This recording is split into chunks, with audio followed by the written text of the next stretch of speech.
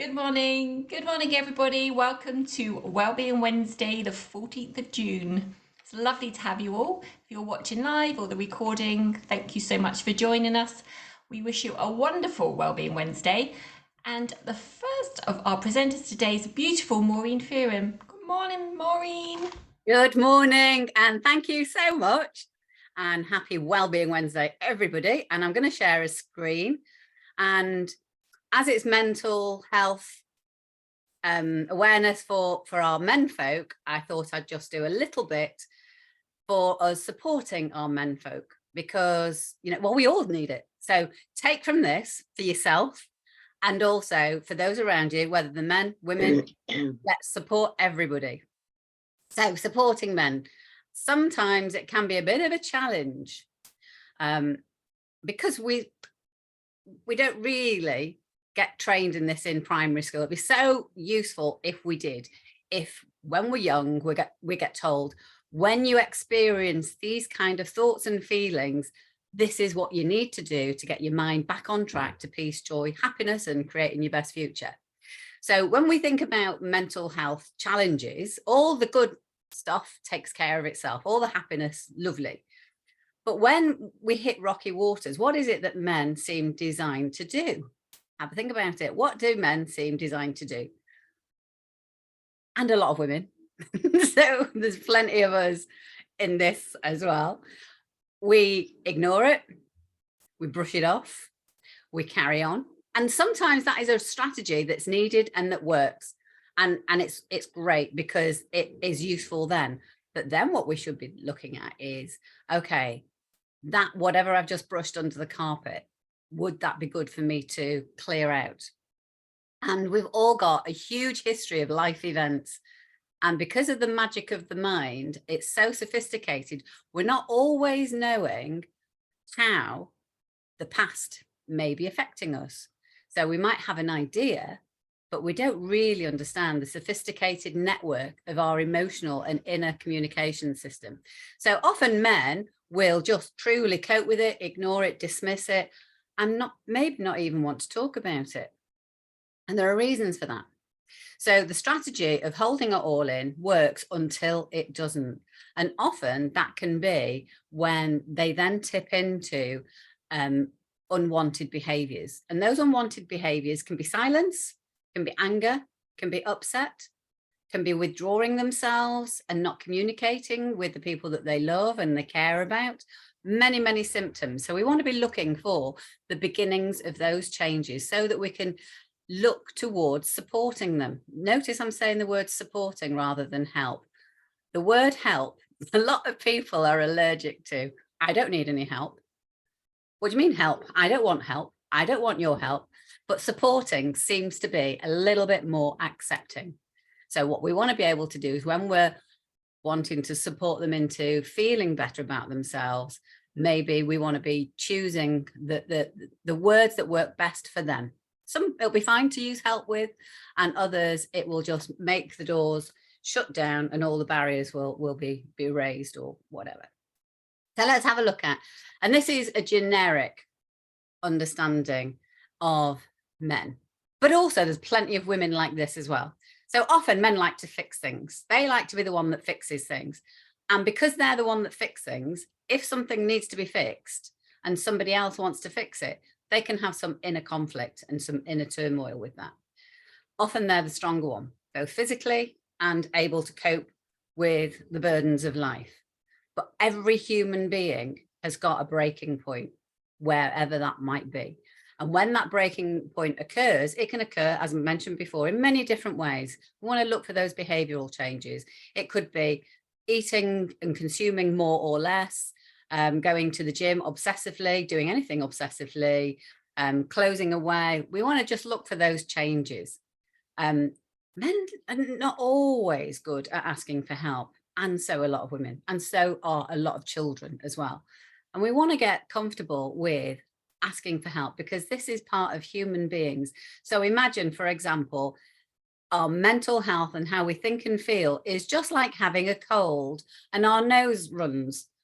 And what we want to be able to do is ask for a tissue to help us. We should be able to do that. It should be so accepted that that's what we do.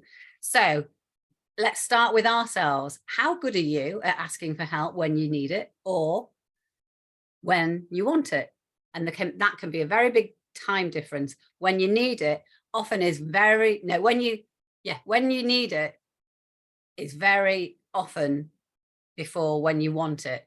Often people wait until it's an absolute mess and then they go for help. A lot of people do not like others helping them. That's just the way. And the thing is, there is different, when we're trying to support somebody, we want to support them in the way that works for them, because the way that works for one will not always work for everybody else. It can actually rub them up the wrong way. And when we're trying to get them to their best frame of mind, then we really need to be tailoring it and maybe changing how we talk, the speed of the way that we talk. We might just have to do things very differently. Often people have got a fear of being judged because if I'm not coping in my mind, that then means I'm useless, I'm worthless, I'm rubbish. And that's in their head, it's not reality. Often they like to understand everything before they'll go ahead with something. So for example, I have an awful lot of male clients that come and go because it doesn't take too many sessions to get them back on track. And they often, more than ladies, need to talk to me about understanding the steps, and they need to have structure so that they actually, without them knowing it, so that they can feel safe with knowing what's happening. So often they like to test you to make sure that you're not going to be judgmental and they can feel comfortable with you. And also they like to understand precisely, step by step, what might be happening. And also, we still do have this thing, I don't do emotions. Now, every single human being on the planet does emotions in lots of different ways. Happiness or emotions. But people don't do emotions. No, I don't do emotions. We all do.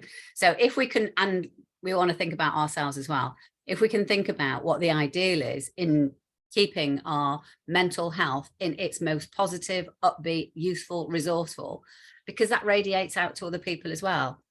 And even if we're not quite right, some people will actually be receiving that negativity. Not everyone, because a lot of people don't notice it, but that underlying negativity might actually just influence people as well.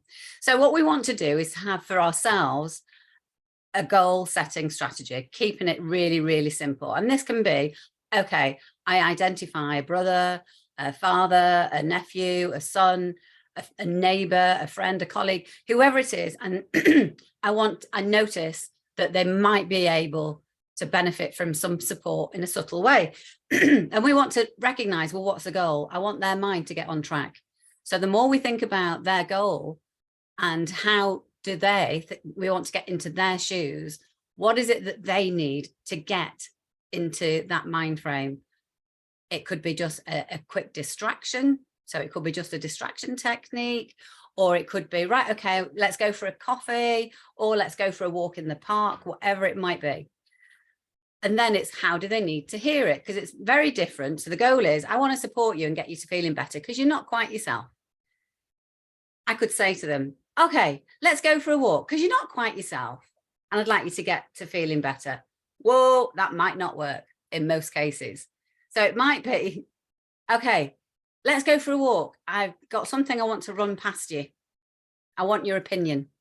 Now, when people have low, poor mental health, often, especially in cases of men, and we want to make sure that they understand this, they often go down the track of low self-worth, not valuing themselves, not thinking that they're important.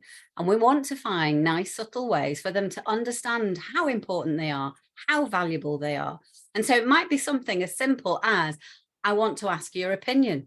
So if you're asking somebody their opinion, straight away, they can actually feel important and valued. I hope that makes sense. And then we want to work with the words that the individuals need. Everybody has got a different language communication pattern. Might be slightly different, but it's very different and different. So we want to consider that as well, because we might say the right words, but unless they're said in the right way, we might get the wrong result. A bit like the Morecambe and Wise. I used all the right words, but not necessarily in the right order. So we want to have that in our mind and then see how it goes. And it'll either work brilliantly or it might not work as well as you intended. Then you look at, okay, how else can I do it differently? What can I do differently? So very positively, sharpening our coaching skills. Now, the beauty of this is we will then have our own beautiful coaching strategy for ourselves. And once we've got that totally pinned down, we've got it there in life for the tiny things in the moment that change, as well as the big ones when we're trying to support somebody. So I want you to think about right now, something you want to achieve today. Yeah. What do you want to achieve today? How do you want your day to be? What do you want to achieve? So that achievement could be something tangible, or it could just be, I want to be feeling free and happy. I want to feel more relaxed today. So think about your goal. What is needed for that to happen? What are the words that you might need to say to yourself? And then make it happen. If we become our own coaches in life, it is an absolute joy, because we might not be able to stop the slaps of life coming, but there is so much more that we can actually do. So this is you may have heard that we each have two wolves inside. I was having a meeting this week and was reminded of this. And it's like, oh yeah, brilliant. So if we think about two wolves, one of them does negative thoughts and feelings, and the other one is peace, calm, in a great way. Yay. And the thing is, they'll get different results. So there are different thoughts and feelings on both sides. And the idea is we have two wolves. Which one are you going to feed today? The one you feed is going to have more behavior for you today. So we want to be feeding the wolf, I would suggest, that brings us peace, calm, and happiness. That's our choice. So what's your choice? What are you going to do today? So you might have lots of challenges in life, because often people do, because that's life. And it might be that winning Wednesday hasn't yet started, but let's think today I'm going to be winning. No matter what happens, I'm going to win. Even if there's stuff that's happening in my life that I prefer not to be happening, I'm going to win. So you've probably heard this before, but it's great to be reminded. We might not be able to control what happened to us in life, but we can choose how we respond. What is going to be your choice? So what's your choice? What do you want today? And you're in charge of your mind. You're in charge of your responses. Yes, people and situations might trigger them, but you're then in charge. You can have awareness of that and go, actually, no, I'm going to choose to be this. That's what we're allowed to do. What's in the mind paints the picture. How nice is that? So what's in your mind, what's the thoughts and feelings that are going through your mind and body, they're going to create your day. So what picture are you going to paint today? Okay, words are powerful. So when we're trying to help support somebody, we want to get them into a positive frame of mind. We want to get them away from that negativity, get the kind wolf working for them. And we can access funny moments of life. So think about the funniest moment from the past that makes you laugh. We've all got a few. Now, when people are in a low mental state, let's call it depression or just fear or whatever it might be, just simple fed up even, they've still got a fantastic memory bank, like a video library that they can bring out and replay them, and they will help change our moods. So we can help people through laughter. When we've got laughter, when you're absolutely belly laughing, one, it's great exercise, but two, you can't be depressed, you can't be anxious, you can't be upset, etc. when you're laughing. So let's use the power of laughter, and we can subliminally influence people to bring out those great videos of their past. Now, also, we can get them to bring out the videos of when they were strong, when they were in a great place, when they were loved, whatever their challenge is, there is a video to remind them of how good they are. So remember, and it could be even, remember when you were 4 and you won that egg and spoon race. Might seem infantile, but you know what? When you were 4, you were so proud you could conquer the world. And what we want to do is access that processing of our system to bring in these power feelings and power thoughts that will help us in a beautiful way have the best state of mind. So asking questions is so powerful. It's what we do. It's how we should be asking ourselves. It's all part of coaching, how we coach ourselves and how we coach other people. So we want to distract them away from the path of challenges into what do you want? What do you want? How would you like it to be?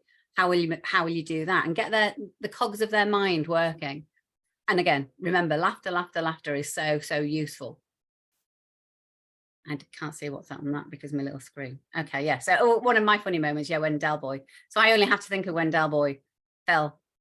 And that just instantly makes me smile. It's how the mind works. We can access the videos and that can help change our whole system, which is wonderful. So think about two paths, nice and simple, and explain to other people, okay, let's imagine we've got two paths. Okay, the negative path with all the challenges on. Let's, for 20 minutes, 5 minutes, half an hour today, whatever it might be on that positive path. Let's focus on the good stuff. Let's focus on what we can do, what we have done in the past that has been good. Let's get creative. Let's use our creativity because that brings a beautiful energy. Talk to them about the future when things are going to be much better if they've got particular challenges go on. Some people can be in the most beautiful, charmed life and can be so down in the dumps, can be in an incredibly low place. So it's not about materialistically what we've got and what we've got going on. So we want to be focused on the happiest future. So remember that your words and the way that you say them are so powerful, and the potential is huge to be supporting people, and so that we can all have our best time with each other. So some beautiful color. Life is like a rainbow and the colors of the rainbow. Okay, nice and simple. We can and we do influence the minds of others. And we can do it in a beautiful way. We can learn to do it in a coaching way. But first of all, master your own. When we master ours, people can automatically as well learn by our examples. So let's be the master of our feeling good. So today, what are you going to do to make today great for you? What are you going to make happen today that is going to be your well-being winning Wednesday? Let's master our minds first, because from there, once we can do that, then supporting others is easier. And when we're working with people today, when we're meeting them, let's set an intention. I like setting little goals. So I'm going to set today, I'm not going to be out and about too much, but I'm going to set the goal today, 5 people. I'm going to remind 5 people how valuable they are and how needed they are in life, in which way. Because when people are down in the dumps, this is what they want to be hearing. This is what they need to be hearing, how valuable they are, because they might not know it. So many people don't realize how loved, how fabulous they are, how none of us are perfect, never will be, but so many people, it's a lovely thing to do. And you never know how in life your beautiful words, might only be just a few little words, can actually help in a really deep, profound way. So thank you for being you. The fact that you're watching or you're contributing, you are absolutely wonderful. So you are loved and you are valued by all of us here at the PHA. And that's it from me. Have your best well-being winning Wednesday. Thank you, Maureen. You're so welcome. I love your slides always. The little mice, the wolves. Yeah, it was from a conversation this week. Oh yeah, brilliant, because we learn so much, but we also park so much in the dark recesses of our minds. But it's, yeah, what wolf are we going to feed today? Interesting. And I've made a note to remind 5 people how valuable they are. Although the list is endless, isn't it, with PHA? Absolutely. Thank you so much, as always. And good morning, Helen. Are you feeling Good well morning, enough good to chat to morning, us? good morning. Hi, yeah, I hope so. Good morning, everyone. Good morning, everyone that's here and everybody that's watching. When thinking about men's health, I thought it was prudent, I'm not sure that's the correct word, to kind of look at what's happened to the role of the male a little bit over the last at least 50 years or 60 years, to be fair, not just the last 3 years. And Maureen's image of the wolves, obviously this really kind of prompted some thoughts as well. The story comes from a Native American Indian tradition of the elder talking to his son, and it says, remember that there are two wolves inside of you. One will devour and destroy, and the other will aid and restore. And that's not the story, but it's along those lines. So my apologies for my paraphrasing. And the son says, which one will win? And he says, and the answer is whichever you decide to feed. So that's kind of the story where the two wolves originate.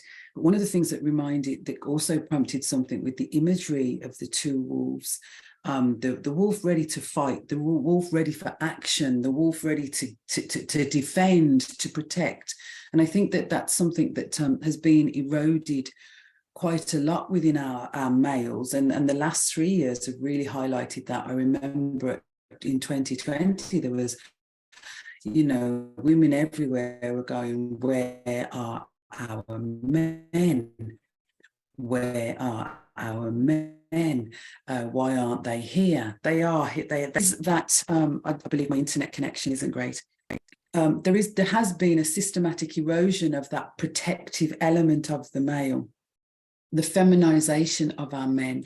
And I think it's important that men are aware that they have been under a very specific attack. Not the feminization of our men, which is now coming forward. We can see it in our young. And that plays into a lot of men are confused how to talk to women. A lot of our young men, this has been highlighted in various studies. They're staying in their rooms, they're playing on games, they're not aware of how to actually interact to a woman because of this label of toxic masculinity. And they actually don't even know, so they just don't bother. They go into their rooms and they're watching lots of porn on television, online, and they think that that's how they're supposed to interact with women. And then the women are seeing what the young men are thinking that they should be doing, and they're thinking, I want no part of that. And again, someone did a study, and that's leaning into the genderization of our women as well, that young women are choosing that I'll be a man rather than a boy, because obviously I don't want that done to me. So there's an awful lot of things that have happened to our male. I remember at least 20, 30, maybe 40 years ago, thinking that we have made our men redundant. The establishment made our men redundant. There wasn't, as with most things, there was a point of nice balance, because men were the protectors. They were a woman would stay at home. There was very specific roles, and all of those roles were demonized almost. Women, I can protect myself to a certain level, but I have to be honest, it does bring a level of comfort to know that there's a man there that will stand up for me as well, because our physiology is that most men are physically, even the weakest of physically weak men is still stronger than most women, because that's how they're built. So that's what I wanted to kind of allude to kind of let men know that you have been under the destabilization of family, the destabilization of role has been going on for such a very long time, which has left an awful lot of men confused as to what is their role. You only have to go into supermarkets, which were once, grocers were male, but those that worked in shops were female. Now you've just got men doing jobs that you kind of like, oh, I didn't, that's never been a traditional role for a male. So there does have to be this balance of getting rid of some of those traditional ideas which are not beneficial, but also enhancing them. And the women's lib movement, and I know this is about men, but I don't think they did women a very good favour, because on one hand we can then go out and be and do whatever we want, which is wonderful, but then they didn't tell us that we'd also have to come home and still do the things that we have to do there. That is changing. Lots of men are quite happy to come and do their share, so to speak. With my own mother-in-law, I remember her saying to me once, because I didn't cook dinner every day, well, he goes out to work. And I was like, well, so do I. And she goes, yes, but he does real work, because, and that's something else, that the idea that physical work is real men's work. Again, that's not necessarily true. Each man must do that which resonates as right for him and follow his heart. And I think if we can get to that point, we'll be a lot happier as society. Men are tender, they are kind, they are loving. And if you're very lucky, I was told to keep this clean, you're very lucky. So, but, you know, we do have specific ideas of what a man should be. And I absolutely hold those. I love, I mean, it doesn't always happen, but I love when the rubbish is taken out, fence building, digging holes way quicker. I can be out in the garden and I can spend 2 hours doing something that a man will come along and do in 15 minutes. It absolutely infuriates me, but that's just a reality of that physical strength and that they hold.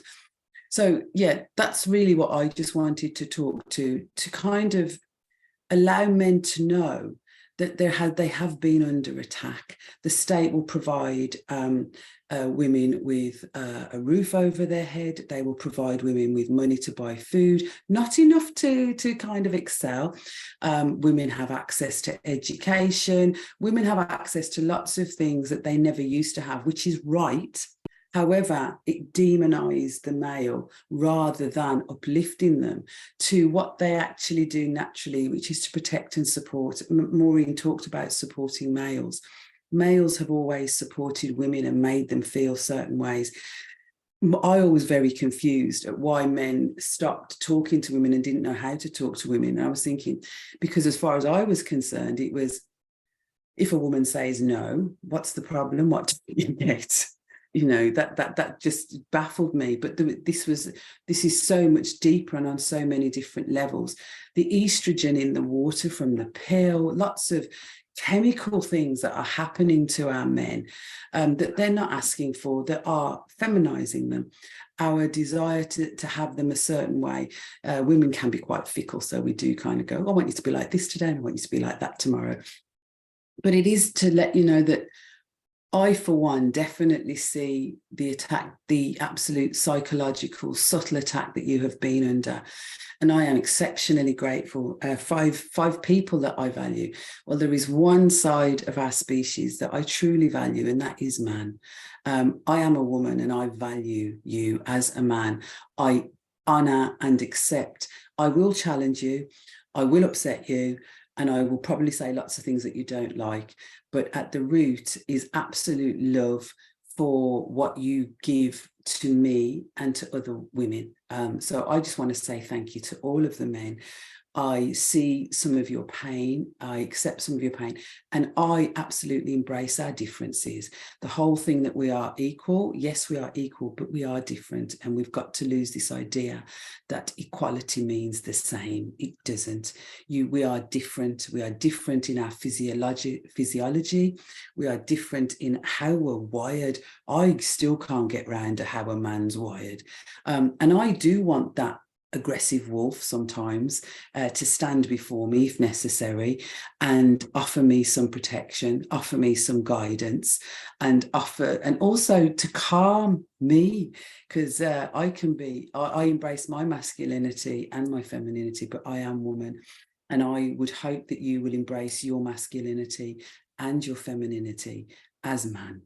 And that's what I would like to say to men, because I think that men need to know that we see what you've been going through and how difficult it is to transverse from the idea that men, you know, don't say anything, as Maureen has just so beautifully kind of illustrated, that men very, very much see themselves as possibly how they, you know, that they won't admit to what's hurting them.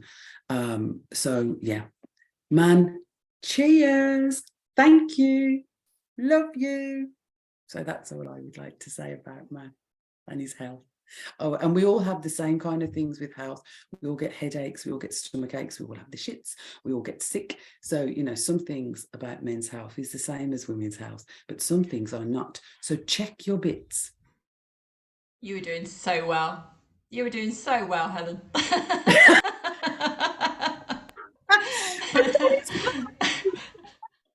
Thank you. I agree. I embrace men as well.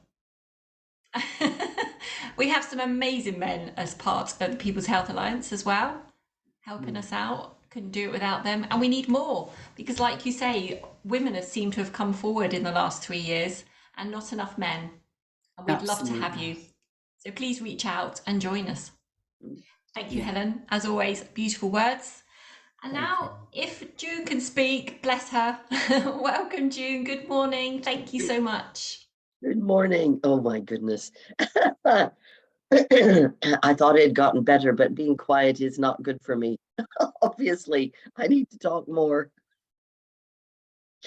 And all these people who've been visiting me have gone, so I'm almost on my own here again now. So I have to actually talk to the furniture myself and the bees out in the garden, and it's really hilarious.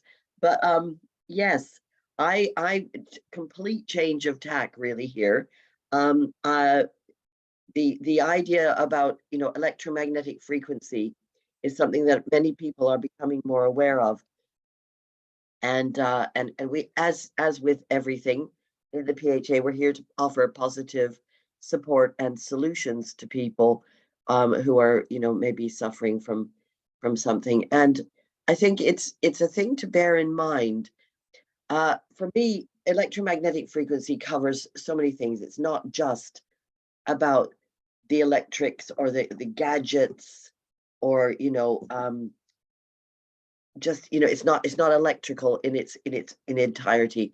I feel it encompasses much more, like geopathic stress. That's something that has kind of I've been aware of for many years. I mean, my friend and colleague, I bought this in the early 2000s, Geopathic Stress and Subtle Energy by Jane Thurnell Reed. It's a fantastic book. I think it's probably still available. And she references loads of other people in that book.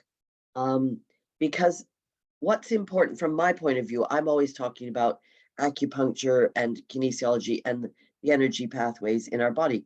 We are electrical beings. This is partly why we're so affected by the electromagnetics around us and our environment. And, you know, historically, I mean, this isn't my favorite book, but it was the one that I just grabbed yesterday. Feng Shui is also very important in terms of our environment, making sure that things are, you know, our homes are harmonious in that way as well, in the placement of furniture, the colors, that kind of thing. We can make everything easier on ourselves, because we have a lot of things to struggle with every day.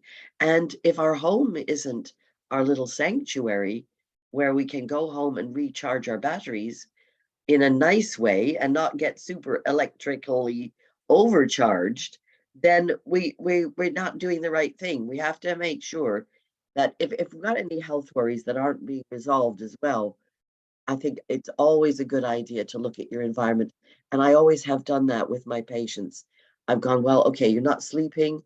Are there any mirrors in your bedroom pointing at your bed, for example?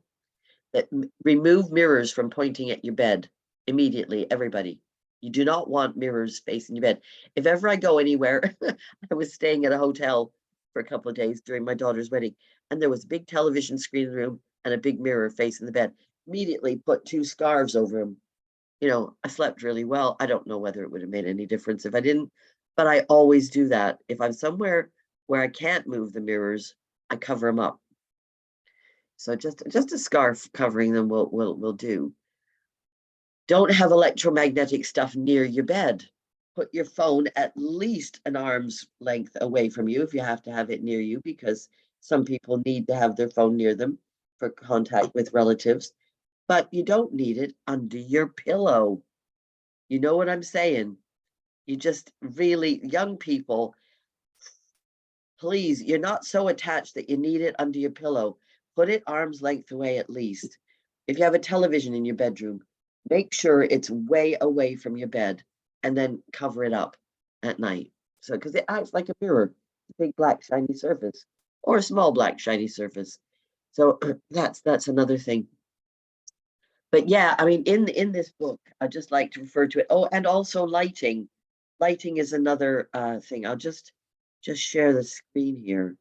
I've got an article from donkeys years ago about full spectrum lighting, because we are moving over to LED lights a lot lately, and they actually aren't that great for us. So finding full spectrum lights are much better. And yes, yeah, I think they are quite expensive. So, most people probably can't afford to get them, but have a look into them. If you can get them, that would be better. And of course, it's because they mimic sunlight. I went to the extent of getting the blue lights, but that's not great either. So the other thing that you can use is a salt lamp. They're not so expensive, and I keep mine on at night sometimes because it helps to counteract the electromagnetics when I've been on my phone a lot or on my laptop a lot. The orange light from a salt lamp is so good for helping balance and calm. The light goes in through our eyes, even when they're closed. You're out in the sun, you can still feel the sun through your eyelids. So, it actually goes in through your eyes. There was a doctor in York called Dr. Damien Downing who did a lot of research into this, and he developed a set of full spectrum lights, and he's gone on to do a lot more work in this area. Seasonal affective disorder, that kind of thing. It's well known now that you need full spectrum lights for that. So yeah, they can alleviate sleep disorders, improve your mood, can help replicate the sun's light inside your home. I'm sorry, I have got a bit of a hay fever situation going on here, and we all get sick, right? I haven't been ill for 4 years, and I really think it's about time I did, because I'm only human, right? So if we're looking at geopathic stress, it's actually in the earth. The earth has got energy pathways the same as we do in our bodies. And there are people like Dr. Patrick McManaway, who is one of my ultimate heroes. He's moved to the States. He used to go around the UK balancing up people's homes and their environment. And he did like earth acupuncture by putting copper rods in the earth around people's homes, or in the home if you didn't have any garden to hammer things into. He'd put bent copper rods in the home and use different things like crystals and so on to help balance electromagnetic energy. He's an amazing guy. His father was Major Bruce McManaway, and he was active, wow, in the 70s. He's a retired military man, and he went into dowsing, and they live just north of York here, and they set up an alternative health center, and they worked a lot with dowsing and checking people's homes and checking people's health. And kinesiology can be seen as dowsing, asking the body questions. You get yes or no answers. It's a similar thing. Your body knows what it needs. So a kinesiologist can also ask what is best for you. And you can ask for yourself. You can learn to dowse with a little wee pendulum. And that's really helpful. So if you feel like where you're sleeping isn't right, you can maybe rearrange your bed to try and find a better place. There are energies underneath your house, perhaps. It can be water. And I know we talk a lot about water and how wonderful it is, but if there is water underneath your house, that's not so great. It can disrupt. So you need to try and balance the effects of that. And I know I may be giving you more things to worry about. Sorry. When you thought you had enough things, I'm telling you, water's not going to disturb your energy. but it's got a right to be there. So there's all these other lines, like she's got in the book, Curry lines, Hartman lines, um, black lines, Schumann waves. I mean, there's just all sorts of stuff, spots and spirals, energy clouds, energy drains and switches. I mean, there's just tons of stuff. And we're in this energetic world. And I think more and more people are becoming aware of actually how sensitive we are, because we kind of bumbled through life working very much on the physical plane. And then when our body got ill, we used chemicals to rebalance it, because that's what we were told we had to do. Go to the doctor and they'll fix you with some medication, a pill for every ill and all that. Well, that brings its own consequences, and sometimes medication does help. But if it's a cause like this, your electromagnetic situation, medication ain't going to help that. So you have to try and balance that out. You have to try and strengthen. I say have to. You could. I don't like to use the word should or have to, but I end up finding myself doing that. It would be beneficial if you worked on strengthening your own energy system with acupuncture, homeopathy, reflexology, any of the natural healing modalities. And talking about um, ancient cultures, they often had rituals to cleanse their atmosphere, smudging with sage. I mean, that's not going to change the electromagnetics of the water in the soil around you, but it can cleanse and clear the atmosphere. And if you do that on a regular rotation around your house, that can really help uplift it. Palo Santo, I've got some here somewhere. It's a really nice little fresh kind of incense that you can burn that cleanses the air and just makes it feel a bit fresher and uplifts. I mean, this is what we're aiming to do, is uplift everybody, make us feel at peace with our environment and living in a place that gives us back that peace and harmony. I've tagged loads of bits in this book, and I'm probably going to run out of time. But what we're talking about, the body fluids as well, not just the meridians. The bodily fluids are electrical conductors.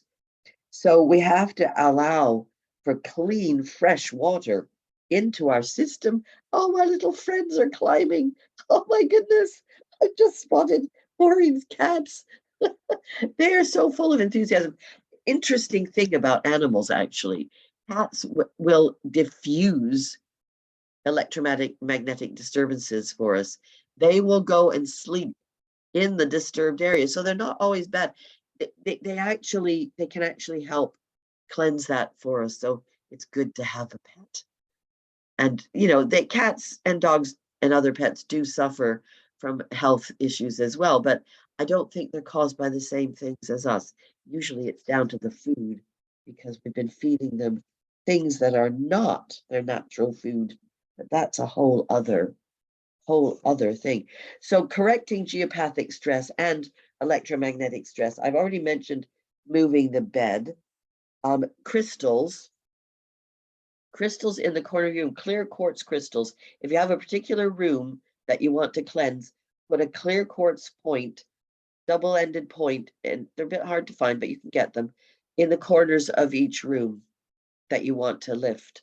And then regularly take them out and rinse them under cold water. I do that in my treatment room, and it does make a big difference, because obviously people bring in their health issues, and just like our emotions, they can be left behind in a room, and we need to lift and cleanse all the time.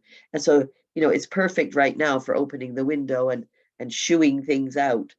But yeah, hay fever, don't be afraid of nature. Just feel that you're at one with everything and you will be fine. And sometimes you do need a clear out. That's all I'm going to say about the hay fever.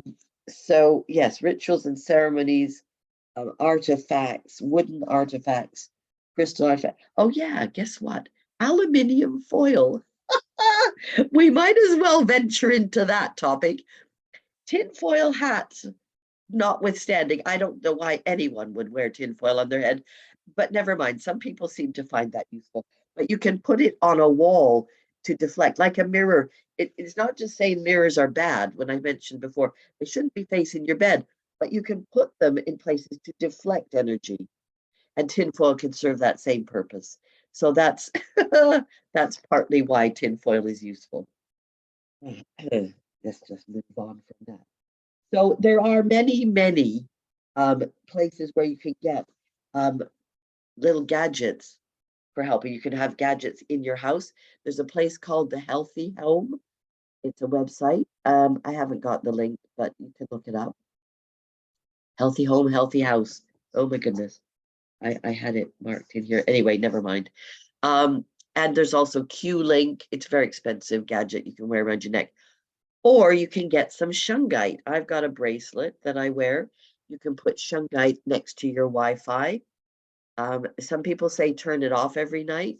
But you know, if you have the shungite near it, that should help diffuse the ill effects of the rays coming off of it. And yeah, we have to navigate our way through all this stuff. We can't go around being frightened of all the. When you think about my grandparents, they were born in the early 1900s, and their homes had nothing in them. They were walls, floors, and roofs. Now, in this house, we've got wires under the floors, in the walls, in the ceiling. We've got electrical lights. We've got water being heated in the radiators. We've got gas. Eventually they had gas lights in the houses, and then they had electrical lights.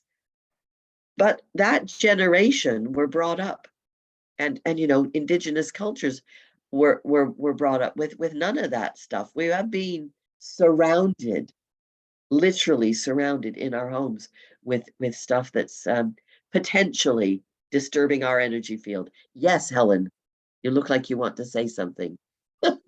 Just saying, even though lead is not good to be sucking on, they stopped us using lead paint because the lead stopped frequencies coming into houses. But that's what.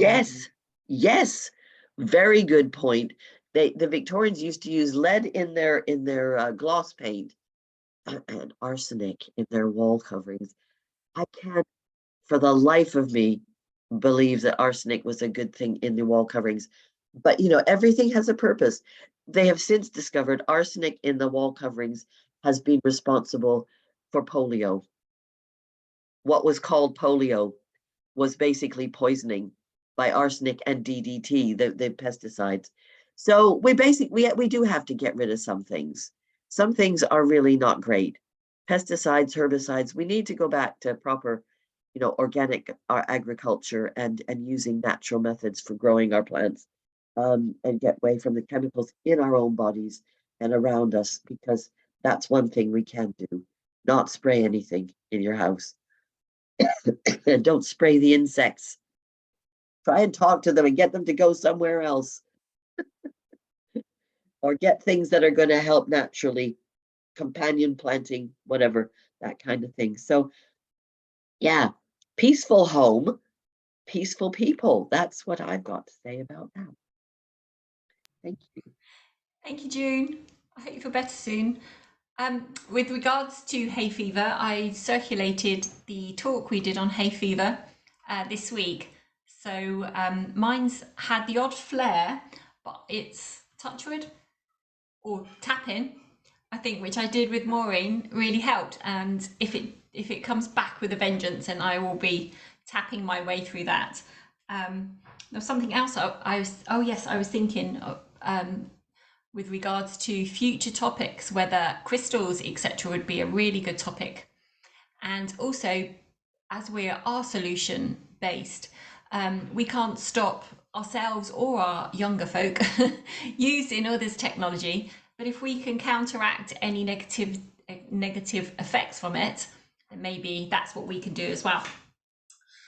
So without further ado, I'm going to get us moving. If you're not feeling up to it, then you can just sit and watch and join in another time. Last week, we went through how, or worked out what Tabata was and the timing. And I was saying that, you know, I use it quite loosely some ways and I adapt the times. If you're using weights, or if you're not going quite so full on, you can extend the amount of time you work and maybe shorten the rest periods. So you can manipulate the format to suit you and the class. So today we're still going to stick with cardio because I didn't expect anyone to turn up with weights. I didn't ask you to. But maybe that's something we can think about for the future if I forewarn you. So we'll see how the time goes and see how many sets we can get in. I'm only going to do 4 sets of each rather than 8, just to get a few more in. And I will obviously give you options to keep it low impact or to go a bit higher. Always keep safe, do work within your own limits. And obviously, if you're new to exercise, then please seek healthcare practitioner advice before you begin. So when you're ready, we will warm up. I will have my app, which has the timer on. And obviously, I will give you hand signals. So when you're ready, if you'd like to stand, and we go through a lovely little warm up. Hopefully you can see me and see my feet. So just start in a nice comfortable position. I take a big breath in, and on the out breath, just relax your shoulders. We've been sat for a while. Just rock back and forth on the feet. Come onto the toes. And we're gently just warming up, making the moves bigger as we go. Always start slowly. When you're ready, we're just going to start circling the shoulders, taking them back, and come the other way. Excellent. Now just start taking a side step. Leave the arms just to move on their own. You'll find that they just swing gently. If you want, you can pick up the pace a little bit more. We'll do a couple more, then take one leg behind the other. And take the arms across the front of the body as the legs go behind. Hopefully, June will be realising I'm trying to do a little bit of cross crawl. Ha! Thanks, June.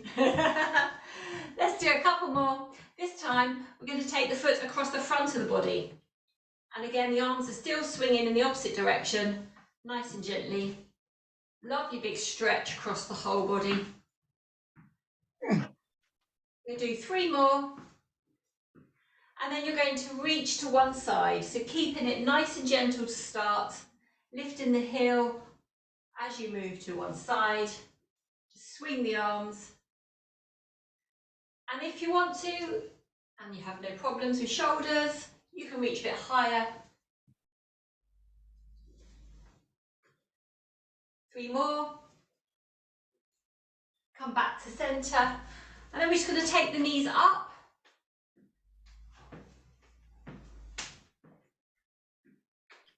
We can make this a little bit harder by just taking the arms overhead. Any shoulder issues, just keep your hands down. Let's do 4 more.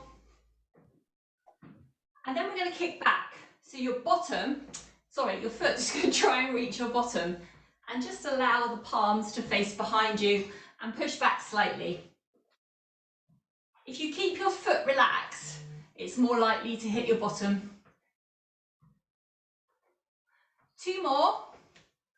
Come to a nice comfortable position. If you just move the feet and then stop, they tend to be in the right position for a squat. So shoulders back, chest up, just lean back into a seated position. Make sure you can still wiggle your toes. Don't have to go too low at this stage. 2 more. And then swing down if you feel you'd like to. And reach through and stretch when you come to the top. This is a great warm-up. Even when we used to do yoga, this was a lovely warm-up we used to do, just swinging and stretching. 4 more.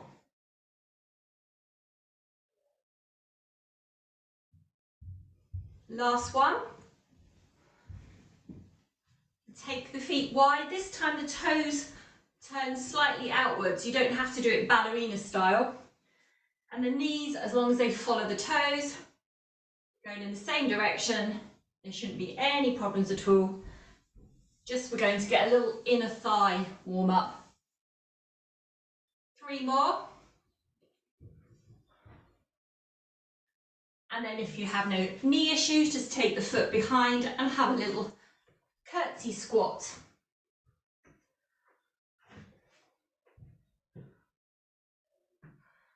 Okay, come again up to standing.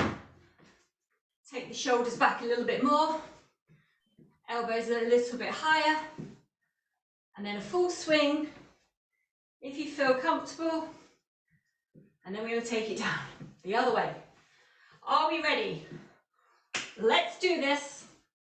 We're going to start, let's go with high knees. So this is your option. You can keep it down if you need to. Keep the arms down. If you want it even harder, you can touch your toes.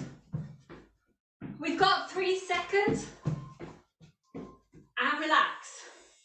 Okay, don't come to a complete stop, even if you just squeeze your toes. 3, 2, 1, let's go. Every time your hands go above your head, your heart rate will increase. If you don't want your heart rate too high, either keep your arms down low or take the exercise a little bit lower. 3, 2, 1, well done, relax. Well done if you're going the full pelt. If you don't feel like doing it today, maybe another time. 3, 2, 1, let's go. This is set 3.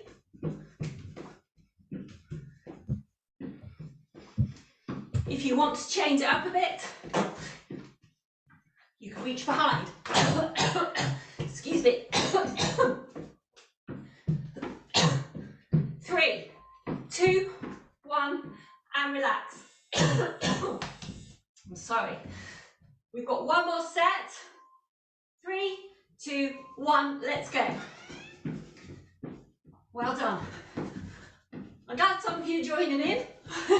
Makes me feel like I'm not alone. Yay! Well done. We've got 3 seconds. 3, 2, 1, and relax. Well done. So we now have 20 minutes recovery time. Our next set, we're going to gallop. So your feet come together, the other one goes to the side. So together, side, together, side, together, side. Stepping and reaching is an option. When you're ready, let's go. So if you can, your heels come together in the middle, you're clicking away.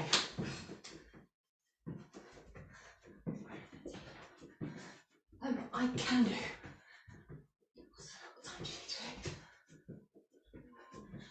3, 2, 1, and relax. Well done. 3, 2, 1, let's go. If you can, let's see if you can speed it up a little bit more.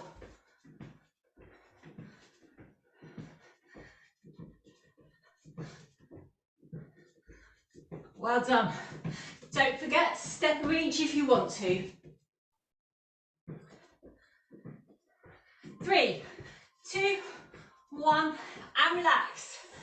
Well done. Keep the shoulders nice and relaxed. 3, 2, 1, let's go. Do you remember last week we did skaters? So if you feel more comfortable, that's another option.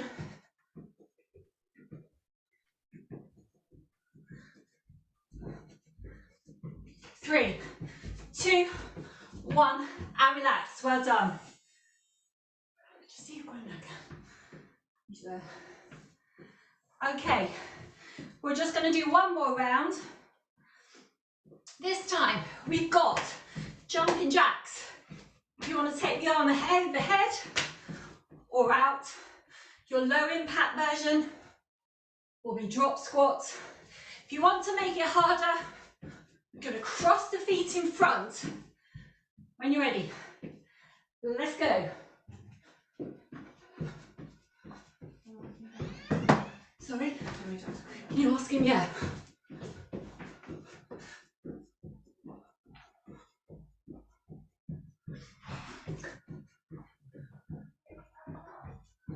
He was.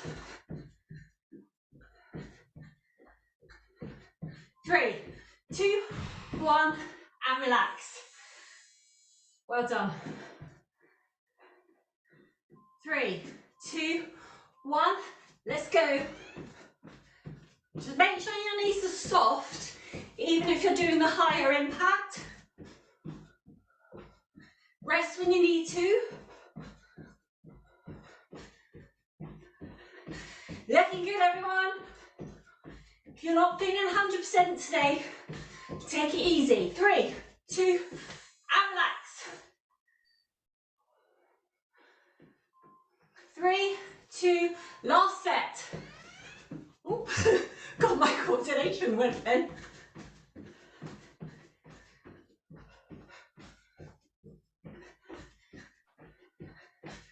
Well done, 10 seconds. 3, 2, 1, and relax. Well done. Okay, just step side to side. And know that you've just got your heart rate up and you're feeling good. Take the shoulders back and forward. Bring the tempo down. Just tap the feet rather than stepping. Relax the shoulders. Take the head side to side. When you're ready, take the arms out wide. Keep the feet on the floor. You just have a little hip swing if you want. Push the hands back and change direction. Push palms back behind you. Okay, when you're ready, take hold of one leg. If you need to hold on for support, that's great. You're going to pull your foot towards the bottom and at the same time, push it away. So you're creating a resistance with your hand. Nice stretch down the front of the leg. Option is to step back and tip the hips forward and achieve that same stretch. Hold for about 6 to 8 seconds. They're just maintenance stretches, then change legs. For more flexibility, you would hold each pose a bit longer. 3, 2, relax. Put your bottom in the air with your feet narrow. Lift, lower. Nice stretch in the hamstrings. Look at the floor ahead. If you want to push back on your thighs, you can, just not your knees.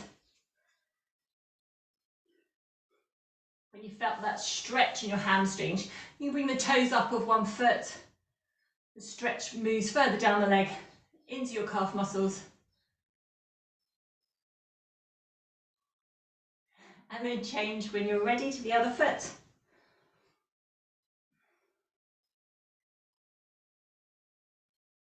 Okay, just relax. You're going to come up slowly to standing. Head's coming up last. Nice and slowly. Just take the feet a little bit wider. And we're just going to do a big circle one way and a big circle the other. We didn't need to do too many stretches because it was just a quick introduction into another type of Tabata. Well done, everybody. So, thank you for joining in. It was lovely to have you join me. Obviously, that's just a little snippet. If you want any more information about doing a longer session that includes more options, just contact me, Kerry, at the-pha.org. Thank you so much, everybody. Thank you for joining us on this fabulous, sunshiny Wellbeing Wednesday. Look after your menfolk and look after all your loved ones. And don't forget, all our recordings can be found on Rumble and YouTube. I'll put the link in the recording. And on behalf of the People's Health Alliance, thank you and have a fabulous day. Thank you, everybody. Goodbye. That was an amazing workout. Thank you. And it cleared my nose. Thank you.